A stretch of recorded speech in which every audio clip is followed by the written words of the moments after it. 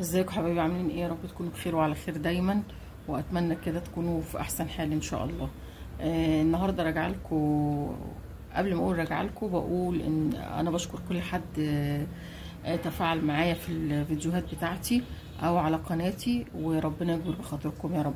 النهارده بقى راجعه لكم بحاجه تقدروا تخزنوها بسرعه قبل رمضان ان شاء الله. طبعا البرتقال مالي السوق، والجزر مالي السوق زي ما انتم شايفين كده. تمام. هتعملي ايه؟ ده الايه ده؟ عصير تخزنيه.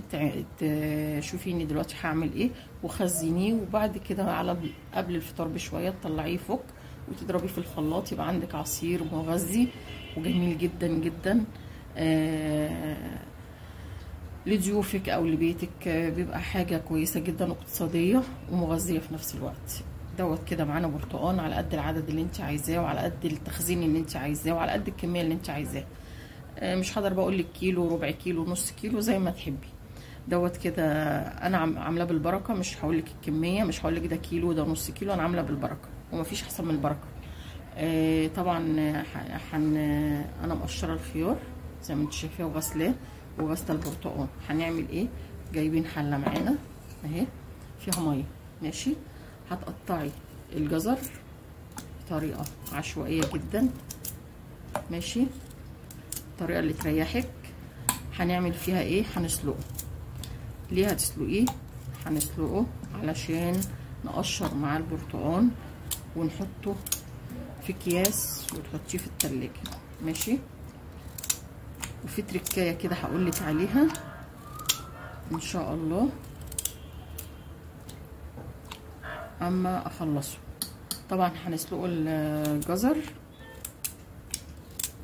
هتسلقيه يعني تسويه، مش هقولك بقى نص سلقه ولا ربع سلقه، لا هتسويه عشان لما تيجي تضربي في الخلاط يبقى مستوي معاكي وعصير كده، ما يبقاش محبب في قلب العصير. تمام.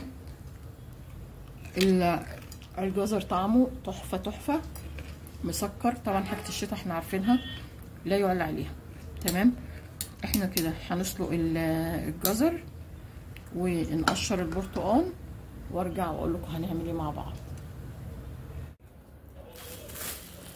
اهو يا حبايبي الجزر والبرتقال اهم، ماشي. الجزر اهو مسلوق، سلقته، ماشي. عايزه تسويه اكتر من كده سويه، بس هو اهو ماشي. والبرتقال قشرته وقطعته. هتعملي ايه بقى دلوقتي؟ هنجيب اكياس تلاجة زي دي، وهتحطي نص الكيس، نص برتقال ونصه جزر كده مع بعض كده، كل واحد على حسب الكمية اللي انتي عايزاها.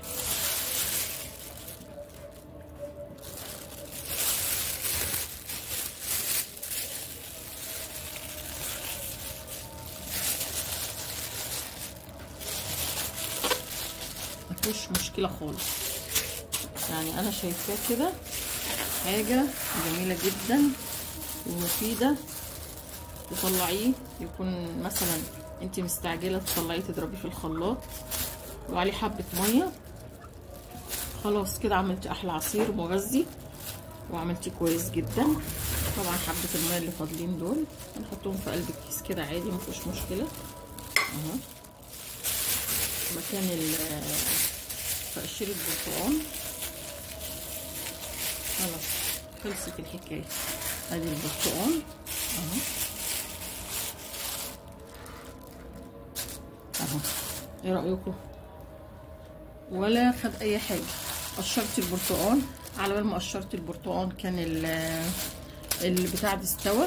سوي كويس واعملي زي ما هو معمول كده اهو، وتقومي حاطاه في التلاجة. تكوني مستعجله وقت قرب الفطار ولا حاجه، تطلعيه يفك شويه وتقومي حاطه عليه حبه السكر، او عايزاه من غير سكر براحتك. كده كده الجزر مسكر، بس برضو لازم يتحط له حبه سكر. تحطوا له حبه سكر وحبه ميه وتضربيهم وتصفيهم، وشكرا على كده بقى عندك احلى عصير مغذي جدا جدا لرمضان. وكل سنه وانتم طيبين، وجربي بالطريقه دي، هيعجبك جدا جدا، طعمه حلو ومغذي للاطفال وللكبار كمان. وكل سنه وانتم طيبين، وينعاد علينا وعليكم وعلى جميع امه محمد بالخير يا رب، ويجعلنا كده رمضان لا فاقدين ولا مفقودين، ونكون كلنا في اتم صحه واحسن حال. اشوفكم على خير حبايب مطبخ عزه، مع السلامه.